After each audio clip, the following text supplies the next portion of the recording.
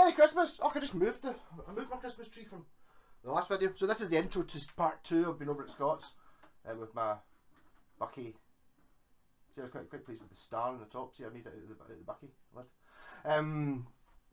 Yeah, so this was meant to be a video for like an intro to the second half of when I was over at Scott's the other day, or yesterday. I ended up doing like a 25-minute jam on this because it's awesome and we're talking about it in the video.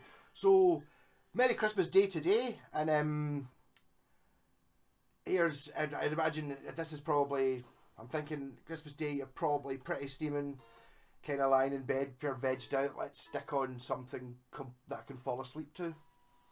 We chat with me and Scott, I think we're talking about anything in particular, just usual subjects of the day. It's kind of like going over to Scott's, it's kind of bizarre. I really should just film the lot, which I kind of sort of started doing a little bit, so I just end up going in, just chatting away, and basically that's what we're doing. Obviously no script or anything like that. So have a great Christmas Day, and basically just fall asleep to me and Scott talking rubbish. Rock on.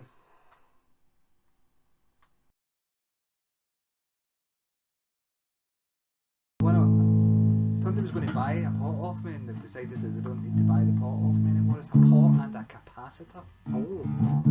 No, it's not a volume pot, never mind. They both seem to be a bit. See, that's what I was thinking. I was thinking still doing it on the jazz bass pickup. That's kind of. It's gone, but it's gone now.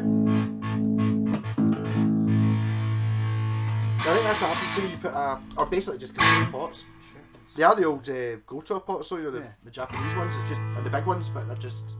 I think they get to a point where they just get a bit.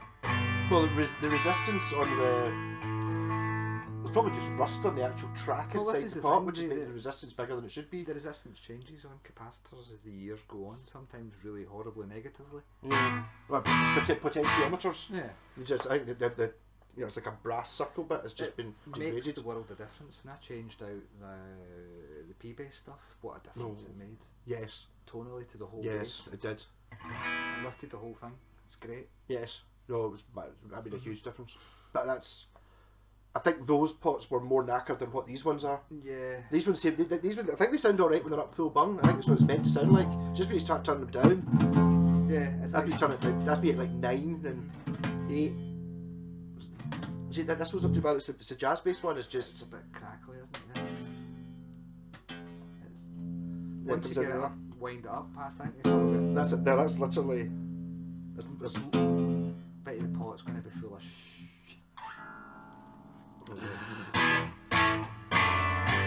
It's like at what point do you start going, oh, it's got to try and keep it original because it is original parts. Keep them, shove them in a case. It doesn't have a case. Why do you think it's this colour? Shove them in the cavity. I really could almost blend into your door. It does, doesn't it? Just with the colour of the light as well. You should give Phil Collins a shout. See if he wants to go match with his suit. Could he carry a bass these days though? I haven't seen him, but apparently he's not doing well at all. I think he was in a wheelchair, isn't he? Kind of struggling. Still, I think he's out touring Genesis. I wonder who's drumming. I wonder is it that? Still drumming? I don't think so. I don't think he. Did they not always have sort of 2 drummers and one that he just went up to play his solo for? No harm to the guy, but I've never been a fan of Phil Collins. I always found him very beige. Red beige, yes. Yeah. Yeah. But not even good, live, not good I've seen him beige. live. In fact, actually, very what colour beige. are those pickups not beige? That's more cream. I'm just wondering. Yeah, they're definitely more kind of cream. They've got that kind of yellowy. Yeah, they are. Kind of They're yellowy definitely thing, more of that's a. Like, definitely beige. Caucasian beige. Yeah. It's staying. It makes it more interesting. Oh, what kind of bass is it?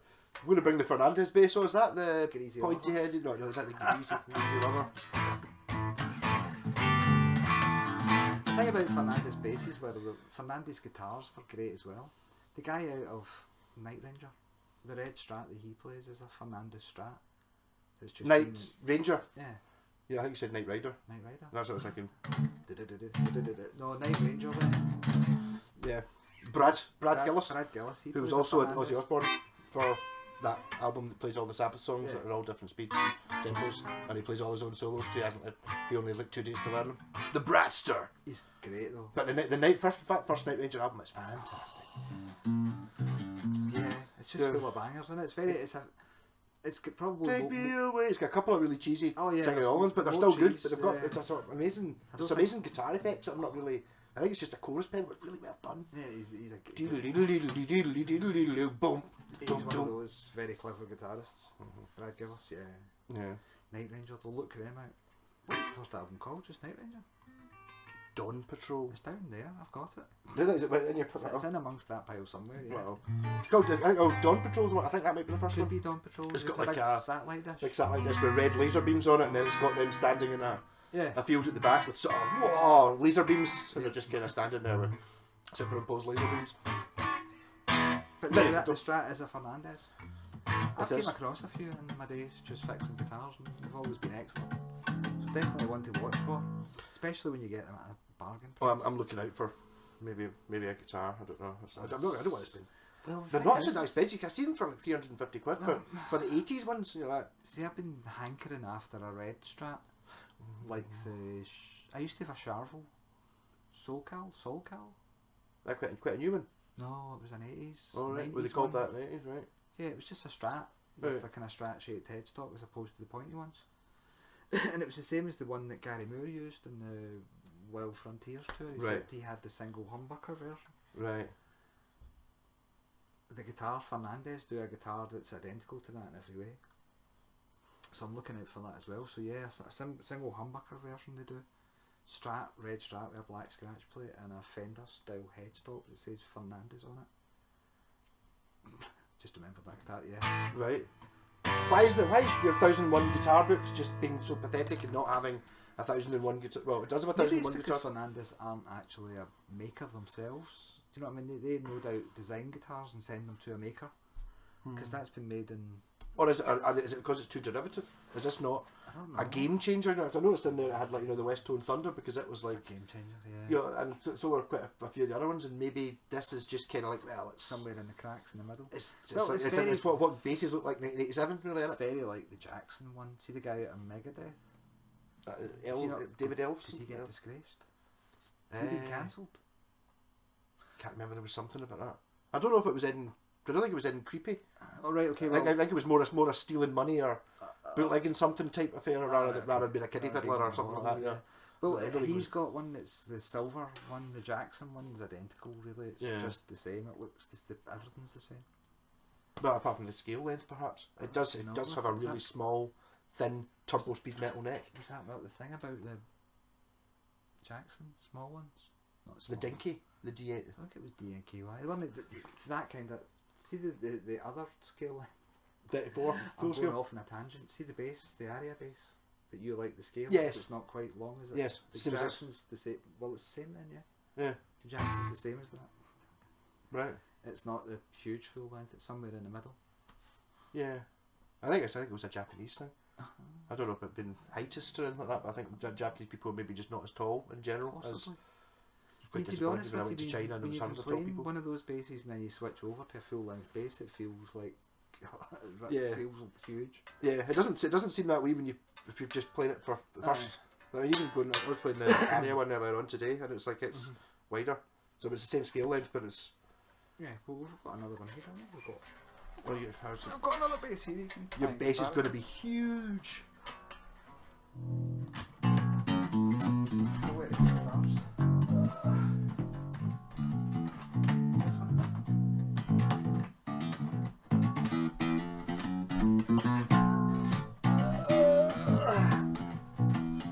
Huge. I can see it just now. Looking at it. But I don't know. I had this out the other night when I was playing with See a. when I was talking about the thing? See when you're a slap bass player? You want a wee bit of room there.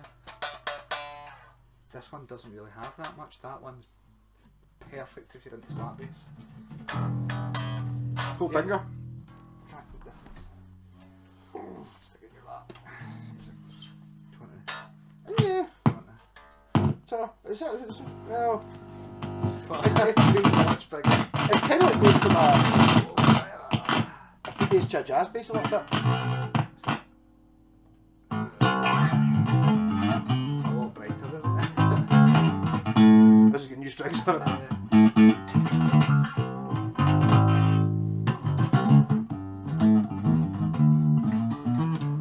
But it does feel I'm actually noticing. Yeah, huge. it does. That's like a sports. The It's a neck sports as well. bass. Yeah, it is the neck. This is quite a thin. This is quite a thin neck. No, it's It not does for a have P quite a bass. thin neck, but this is even thinner. Yeah. It's there. I have to protect the calipers. The calipers. Just pull that out if it's going to crackle its face off. Yeah, I should. I didn't obviously stick. I knew. I think it's just that. I would decided against it. 58 mil to 12. 58 at the 58 to 12. This is much weight, so this is 51.9. 52. That's 6 millimeters That's a lot. at the 12th. Yeah. What about the front? Let's see what about at the top here. I don't have calipers. Did I do that earlier on? I did do that earlier on, but I can't remember what it was we said. Did we not decide it was the same as the guitar? No, it was the guitars we were doing. 406 at the top, what are you? 406. 42 into it for a P bass. 420, 42 You're point. coming off at an angle there, you need to go on straight. There you go. 42.8, nearly 43 in this one. Some difference there. Yeah. Strings at the bridge. 59.7. I think that's quite a bit less than that. Fun. Look at that, look. It must be. This is 52.2. So 8 millimeters. There you go. That's mad. That is. 2.1 actually. Yeah. I think that's why. That's why it feels so much smaller. That's why it feels so much smaller. More maybe than the scale length, really. Because you don't really know it's a scale length, but it's just like the whole thing is just smaller. Never been had funk played that. Has you playing funk earlier, right? Yeah. He's freaking out. He's like, what's happening to me? It's like, I have a metal guitar. It does sound very nice though. Yeah, it's a keeper.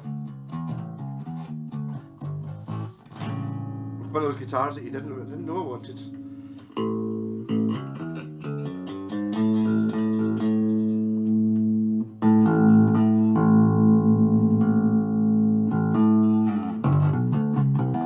And it doesn't need strings because those two are kind of alright and they're old and these two are apparently new, so I'm going to put proper strings on it. It's worth it.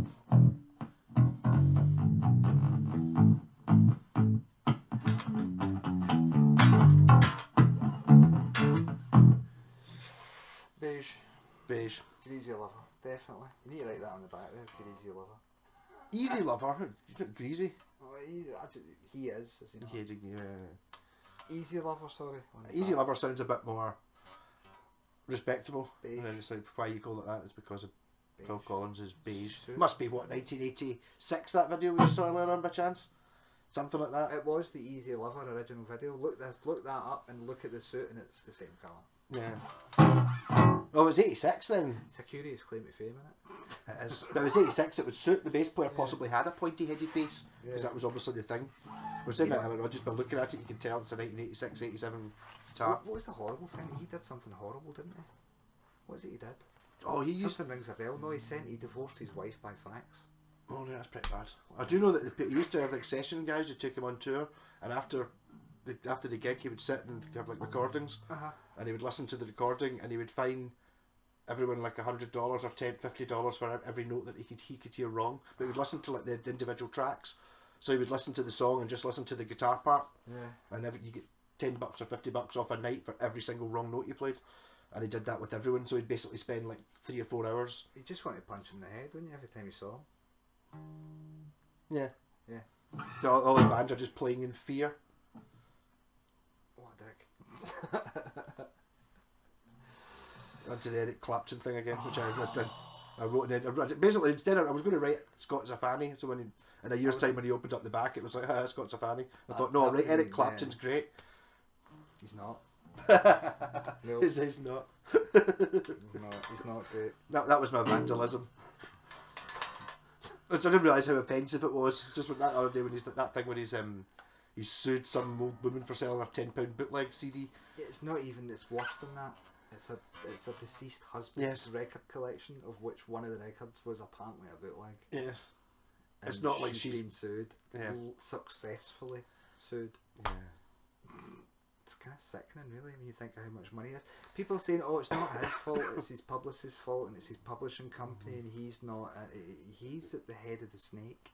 Yeah. See the bit where the mouth is and the flappy tongue? That's him. I don't know. I mean, everything that comes behind that is to do with the front. You know on the it's all defensive thing, connected. the woman was just told not to sell it, and that was it. And she went, "No, I'm going to fight it." And they went, "Okay, we'll see you in court."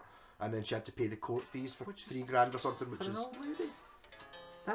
That's a company just being bloody minded and trying to make a point and using people to use point make points. It's definitely for making a point. It's designed to slap people down, like get down.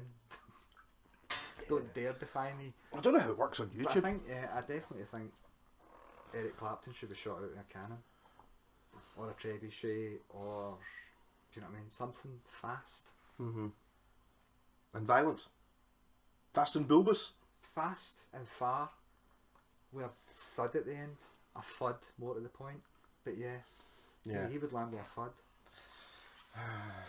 Yeah. I don't know. He's not a nice man, no. He was well, in the 70s and 80s, I was kind of really involved with the kind of ska and Rude Boys and all of that sort of stuff, and we were dead against the National Front and racism, right?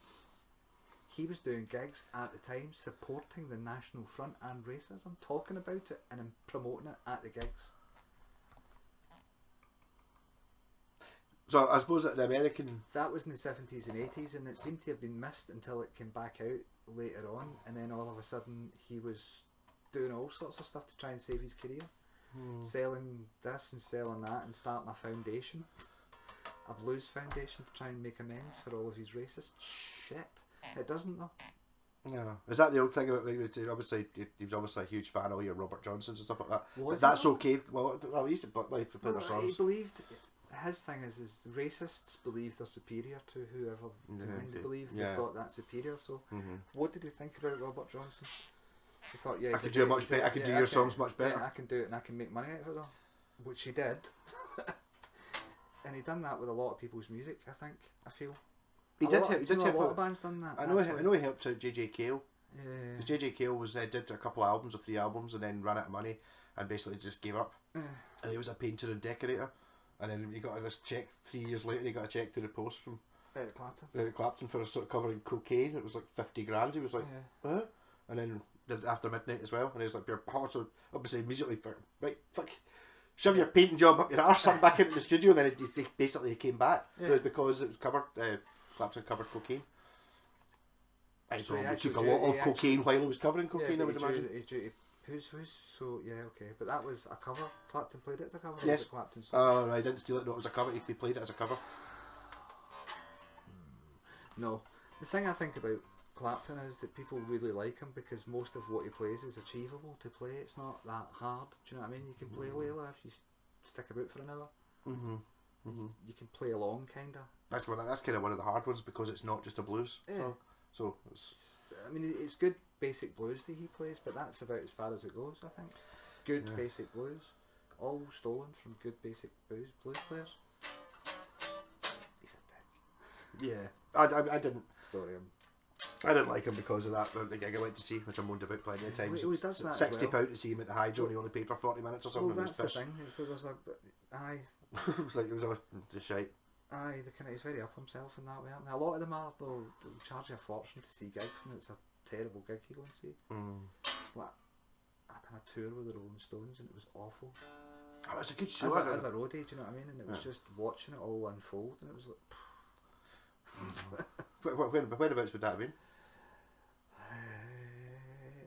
I saw them in 97. No, it was 2000 and 2010 or something like that. It was the noughties. It was one of the last big tours that I was doing anything on. And it was just roadie and it was nothing fancy. But yeah, it was just all these old guys looking like old guys. See, the thing about the gigs is to take photographs and it's snapshots and they all look alive and animated and stuff like that. But when you go and see it live, it takes them 10 minutes to get from one side of the stage to the other, and it's a very heart in your mouth affair because you think he's going to fall every 5 minutes, and all of they've actually got a band that plays behind the band. No, you can't say that on the internet. Can I not? I think it's common knowledge, is it not? It's true. They've got another drummer and another bass player and another guitarist that are kind of in the background that you don't really see. You just see the tops of their heads and stuff like that. But they carry most of the show. Yeah. They do, because the guys run about with the guitars and they don't, if you'll notice, because they're old, they've got their hands out because they need to balance. But the riff continues as they run across the stage, and it's like... I was always kind of the impression it was Ronnie Wood playing the guitar and Keith was just kind of going... Well, they both do that, and it's great that maybe the old guys are out doing that, but I mean... I'm sure there's a younger band who would appreciate their audience. I know. But it's the Stones, isn't it? No? I mean, I have to say, I saw the Stones... Is it though? Is it the Stones? That's Mick Jagger singing. It's a cover band of the Rolling Stones, including the original members, basically. I don't know. Yeah, I enjoyed the show when I went to see them. It's all 3 times. I object to the amount of money that this charge, because it doesn't. So this is another unknown fact. It doesn't. See, when you think, oh, going on tour with the Rolling Stones and blah blah blah, ooh, cash money. No. Nope. No. Not they'll pay you the lowest common denominator if they can get away with it. You usually have to, especially if you're crew, on the ground crew. They do. I don't know why they pay them so badly, but yeah. I think the problem is a lot of people are very keen to go and do that gig because it's the Rolling Stones and I'm going to get a free T-shirt, not thinking that they've just stolen your labour. Yeah, but starstruck. I'd like to Brody for that. I'd Brody for a Stones gig, probably. No. What they do you're going to love this. See when you travel around on the show, what they do is they call on the local crew, and they bring in all the local crews, and that's your on the ground crew. And what they do is they put them all in different coloured T-shirts, and basically treat them like army ants, right? Right. So they don't tell somebody with the blue T-shirt they know fuck all. Yes. Like Well, it's different red teams: blue, Yeah. red, brown, blah blah blah blah blah blah blah, and they're all divided up, and they're all working underneath a different group of people. Right. Yeah. So it kind of works, right? But as soon as the gig starts, there's a segregated area off to the side of the stage, which they acoustically curtain, so as you can't really hear the gig, that they put the entire crew behind, and nobody's allowed to go out front and watch the show for free. You've got to sit behind the band, and you can't really hear anything because it's all been curtained off, and they've curtained it off so that you can't see the stage or the audience, so that you don't see the show. So you don't enjoy yourself for free? You don't, no. No. Oh, I was really surprised at that. Because Robbie Williams was the same. He made sure that all of the crew were kept out of the road and you didn't get to enjoy the show. It was a bit weird. It does seem a bit bizarre. Yeah, because it's like, oh, why can't they... They've not paid, have they? And you're like... They put the show on. But no, as crew, they would literally run you off to a side area and you wouldn't really get to see anything. You would get to see some fat people in the outside, not fattest, but people hang around out the outside dancing is all you get to see. Yeah. Oh, tales from the road, interesting stuff. You never it can't just be so that those bastards have they paid. It must be. I think there must be an acoustic reason for it or something. No. What? People in the audience? They don't want more people shouting away? Yeah. No, it's just they're tight, horrible. They are. The amount of money they scam out of people is quite ridiculous. They're actually doing it with festivals now. It's one of the reasons why I won't work festivals anymore, because they bring in staff to work for free, and it's all the kids of rich people, right? And they say, right, okay, come and work for whatever 4 days, and they turn up with no experience. Here's your yellow jacket. No levels of physical fitness. No idea of what they're doing, and these are stagehands, which used to be a professional job. So now they advertise it and say, well, I don't know what it is they say that you get to see they get to see it for free and blah blah blah blah blah, but you've got to work your fucking arse off. Yeah. But the kids don't know how to work, and you get people like me who just shouts at them for the whole weekend and they just go home crying. True story. Yeah. But yeah, that's the way gigs are going. It's unfortunate. How did we get on to that? When we can get back to gigs, dark. Very good. Gigs, I don't know. I didn't go and see The Darkness Do because you know I what? was getting thinking about the COVID's coming back. See, And with the whole COVID thing, there's been a very stark difference between one end of the market and the other. See, the artists and the people who are in the bands and stuff don't want to be anywhere near it. Built up crowds and COVID risks and stuff like that. They don't want anything to do with it. See, the promoters and the people who are making money, the promoters, the bar owners, the drinks companies, blah blah blah. These are the people who are on TV saying this is terrible, this is a travesty. Everybody else is like that, right? Okay, COVID, let's just calm it down and not go home and kill our grannies. And they're like, no, you've still got to come out. You can just take extra care, and it's like, it's not. no. It's, but promoters are, I don't know. See, just now, watching them online, they're disgraceful. Same with some of the bar owners have been horrible as well, because they want their pubs full. Do you know what I mean? It's like I never really. They keep blaming the Scottish government as well. I know. Me nippy said this and me nippy said that, and it's like, do you think she's actually negotiating with that? I think they think she's negotiating daily with the virus. It's like they've got a repertoire, you know what I mean? Yeah. Something going there. Yeah. Sitting there making up new versions of it. Aye. Oh, wait till Yeah. got this Omicron. Wait till Christmas time honest to before we. God, publicans in this country think the government are out to get them for some weird reason. Because the publicans up in Glasgow emptied ice all over the streets in protest. In the first thing, and then it was followed by a massive, what do you call it, deaths and people catching COVID. It was horrible just right after that, and people seem to have forgotten about it. I'd like to go back and remind people about these arseholes. Sorry, I'm getting political again, but you know what I mean? They're more interested in your money than they are than your health. I think the recommendation is we shouldn't go out to pubs this Christmas. What do you think? I recommend that. I'm just not going anywhere. Yeah, stay away from Yeah. But yeah, people feel so entitled though. But I want to have my night out and I want to get drunk. Yeah, Nazis can't take that away from Well, me. it's a weird thing. It's because you don't get ill right away.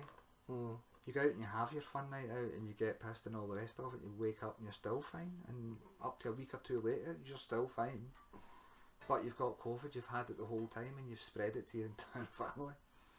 Yeah, and the thing is, the people that are most likely to have COVID or to go to any sort of thing is the people most likely to have it are the people who are least likely to care. Yeah, but I don't understand why we're not caring for our people. Do you know what I mean? See these people who don't wear masks in shops, don't be one of them. Don't be that guy or that girl. Really though, no masks in shops just now is just rude. It really is. Yes, I mean, I think so. I mean, I've got a pass actually. Do you know what I mean? I got a pass from Scottish Autism to say that you don't have to wear a mask because you're autistic, but I wear a mask. Despite that, not that it bothers me wearing a mask. By the way, it does. Do you know what I mean? But not in a bad I way. find it must be pretty horrible. See, when you see like, working in the NHS now, you have to work all day. It's like, I'm fine for Well, even when the Asda shop goes a bit long and it starts to get to half an hour, you're just like, oh, had enough. A wee bit, just a wee tinge of uncomfortableness. It doesn't make. I don't even It's notice. as if they don't actually care about the shop staff. I mean, they just No. breathe in with no masks on, and it's like we just recently got caught out. I had to go and self-isolate and go for a PCR test lately, didn't I? We'll not mention them though. I had to take a lateral flow test before I left this morning. I know. I actually put him in danger. I went That's and right, done something. We were helping a charity out, didn't we? No, you And it came slightly round. backfired. I can't remember when you picked some up, picking up your. No, I was taking dropping a case in. We had donated. But you were on the way back. You came past me. You were dropping off the Something. Fuji Gen, which I was bringing I've something lost actually. But the point is I went through this business and it was just one person without a mask that caused a whole bunch of people to get. Yeah. I was lucky not to get it because you came out to mine. I showed you the guitar That's with the blood splatters on it. And Well, then I put you you. were in for 15 minutes. Literally away. put you in danger though, because it's. Do you know what I mean? You don't think about these people in the shops don't. Well, I don't know if it's complacency or whatever. I don't know, but don't be that person. Yeah, so My good. problem is I've been shouting at people in shops lately. It's very naughty.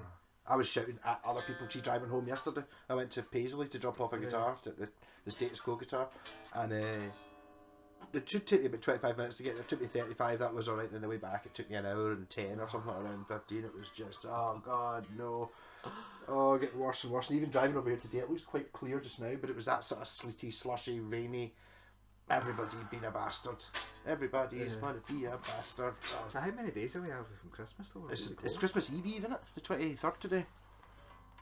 Christmas Eve. Eve. Well, this is a Christmas special, so it's Christmas Day. Christmas Day, Christmas. Yeah. This is an hour long. Put this on. Well, people would. This would be good. You could watch this video if you've just had your Christmas dinner. You're feeling a bit sick. You've gone to bed. I'll stick on this on my phone. Listen to two hairy guys complaining about everybody. Yeah, bastards. They're all bastards. Yeah. But some bass playing. But yeah. I think we're going to be locked down this Christmas though.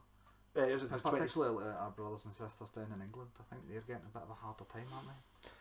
I don't think they're getting anything like the restrictions. I think that's the problem. But nobody down there apparently follows it. Apparently, it's I don't know. The Scottish Football League decided to go ahead and play football today, which I found really bizarre. Yeah. You've got some big games going on. Yeah. I wonder how the attendance went. And So you get all the people that go to the football match, and then they were the people that will go to the pub, and then it's like all the people that spread cold about. Yeah.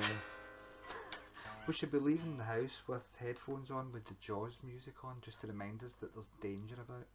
Everywhere you go, da da da da. I'll go for the track 2 on 2001, the one that's something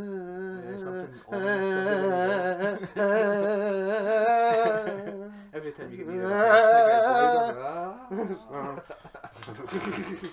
that's some of the most terrifying pieces of music I've ever heard. That 2001 thing, brilliant. It really gets to you. That film, that does get to you. I remember going to the cinema and seeing that, and I might have been on the other side of something. As a teenager, right? We were all tripping.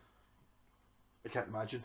But we went after all of that business, but we were still all a bit tingly, and that screamy, shouty stuff was just hard work.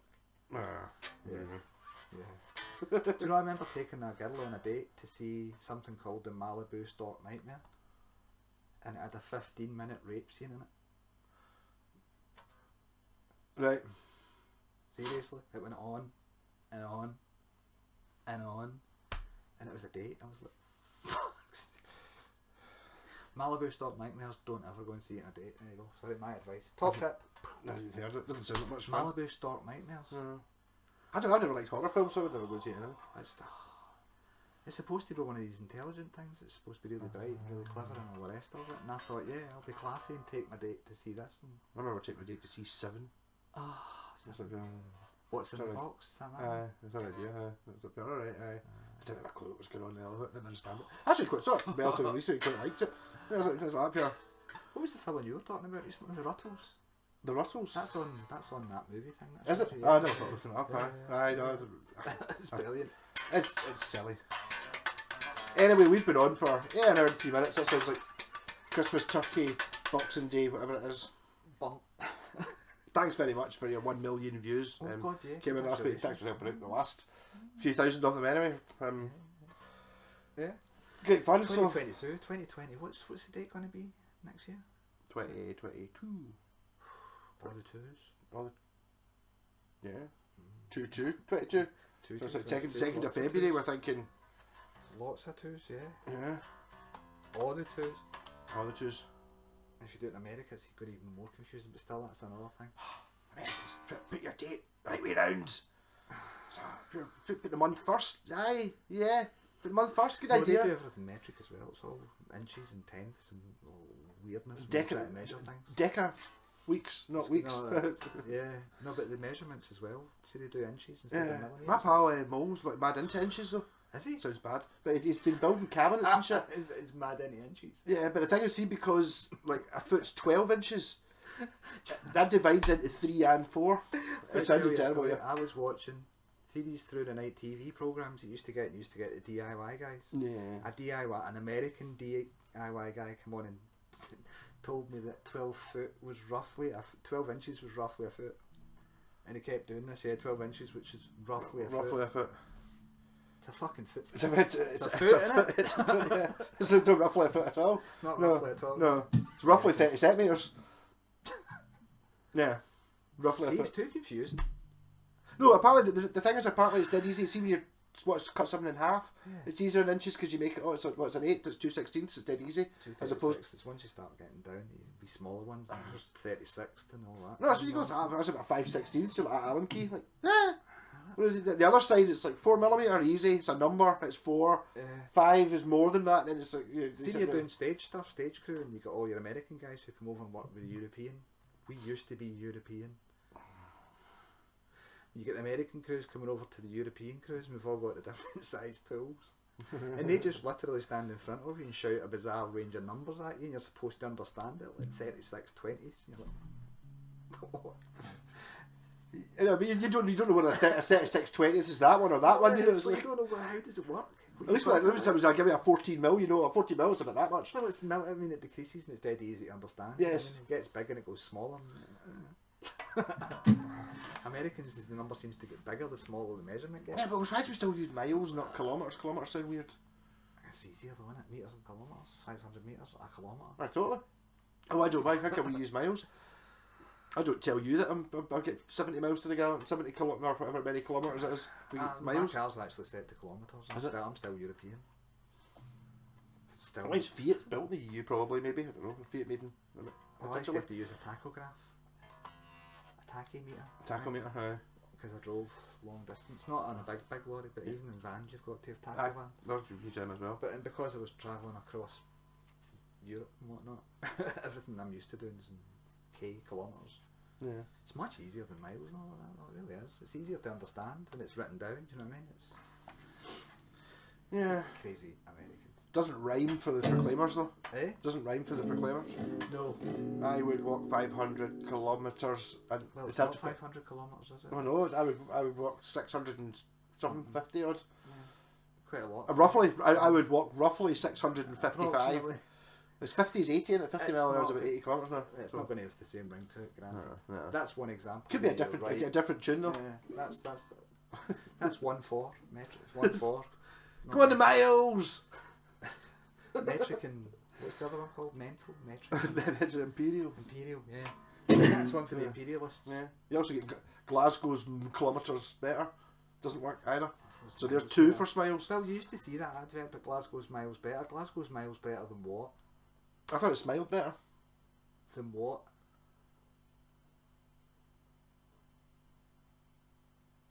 I never got close enough to the poster to see what the Glasgow's miles better. I used to look at that and think. than getting kicked in the balls. Well, okay. That's Glasgow's miles better than what? a fungal nail infection. Yep, it's much better than that. Yeah. Well, for death rates, I think the average death rate for a male is like 40 in parts of Glasgow. Yeah. You're lucky. You're an old man. That's true. You're the other night complaining about falling asleep. So it's like, what does that? I fell asleep. And I was like, I have fallen asleep. Then it was like, an hour later, I get a thing back to like, sorry, I fell asleep as well. I know.